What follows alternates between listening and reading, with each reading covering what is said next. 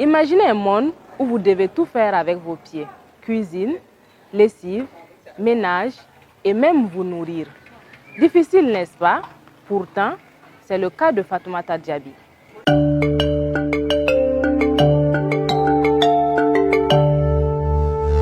Bienvenue à tous. Aujourd'hui, je vous amène au Mali à la découverte de Fatoumata Diaby, une jeune femme de 21 ans atteinte du syndrome de Tetra Amelia. Née sans bras, Fatoumata fait tout avec ses pieds. Si la vie ne lui a pas fait de cadeau, Dame Diaby a refusé de mendier pour se battre pour ses convictions. Et à ses côtés, son mari lui est d'un soutien inconditionnel. Suivez. Née sans bras, toute la vie de Fatoumata Diaby repose sur ses jambes. Elle fait tout avec ses pieds. Aujourd'hui, Fatoumata se prépare pour partir au marché. Elle s'y met à cœur joie car cela n'est pas de ses habitudes, faute des moyens financiers. Vivant dans son village de Ngabakoro droit, elle est sans emploi depuis 2 ans, depuis qu'elle a quitté l'école.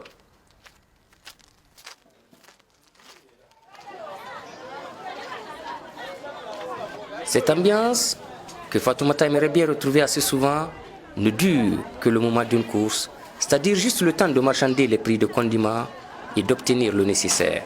En cet endroit, Fatoumata ne suscite plus la curiosité.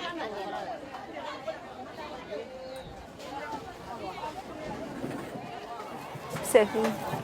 Et une fois satisfaite, la jeune mariée de 21 ans s'empresse alors de rentrer. Elle est contente de retrouver son mari, Lamine Keita. En fait, mon mari était dans la famille de mon grand-père à Madinekura.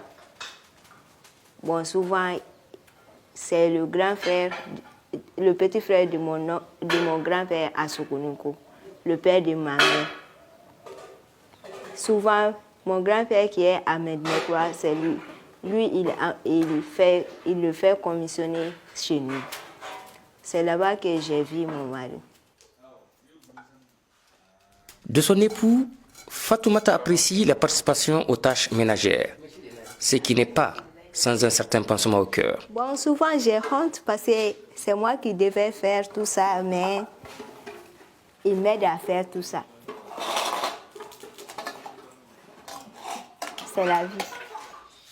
Le jeune couple a déjà subi quelques coups du destin. Ils ont perdu leur enfant et tous les deux sont à la recherche d'un travail stable. Pourtant, Fatoumata ne s'est jamais laissée aller. J'ai refusé la mendicité parce que j'étais partie à l'école. Je sais ce qui est la mendicité. Parce que je vois même dans la rue de Bamako aujourd'hui, les mendiants sont vraiment fatigants. J'ai vraiment mal parce que j'ai perdu mon enfant, qui était mon premier fils. Je n'ai pas d'autres enfants. On ne croirait pas, sans le savoir, que Fatoumata Diaby a dû surmonter toutes ces épreuves. Elle a pu y arriver grâce à son mari et surtout à sa famille. Et mes parents adoptifs, mon oncle, le grand frère de ma mère, Mamadou Sila et ses frères, c'est eux qui m'ont aidé dans ces chocs, dans ces accidents. Sinon, j'allais mourir. Tout son savoir-faire, elle le doit à l'école où elle a été acceptée grâce à sa famille d'adoption.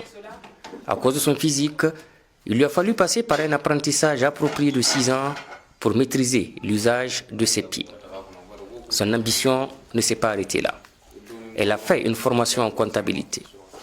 Elle n'a jamais reçu de soutien de l'État. Seulement quand elle était enfant, la femme du président l'invitait régulièrement à manger. Cette attention passée, il ne lui reste que les souvenirs lointains. Maintenant, à elle de se construire une vie avec son mari. Nous vivons ensemble. Je n'ai pas honte, moi. Je la considère comme une femme normale. Il n'y a aucun problème entre nous et j'ai aucun complexe de ce côté. Je considère ma femme comme n'importe quelle épouse normale.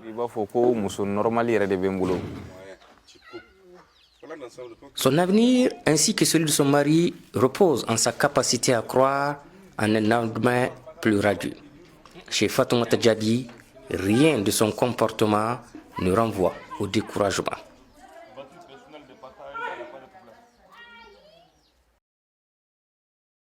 On dit souvent que le handicap n'est pas une fatalité et Fatoumata le prouve assez. Chers abonnés d'Actuel Média Burkina Faso, cette émission que j'ai pris plaisir à vous présenter se referme sur cette note d'espoir. N'oubliez pas de vous abonner à nos différentes plateformes et de partager. Je vous dis à très bientôt.